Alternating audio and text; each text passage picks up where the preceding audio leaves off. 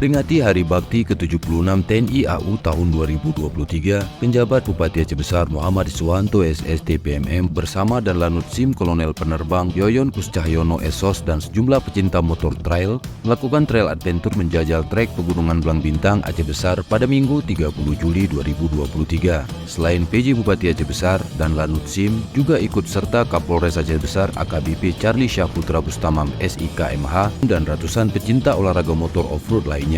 PJ Bupati Iswanto mengatakan selain sebagai wadah silaturahmi, kegiatan tersebut juga sebagai sarana penyalur hobi pencinta olahraga trail adventure untuk menjajal trek Blang Bintang. Ia mengatakan hampir setiap hari dan selama 1 minggu kita terus melakukan berbagai aktivitas dan hari ini menjadi momentum yang tepat untuk bercengkrama bersama Forkopimda Aceh Besar untuk bersinergi dalam membangun daerah.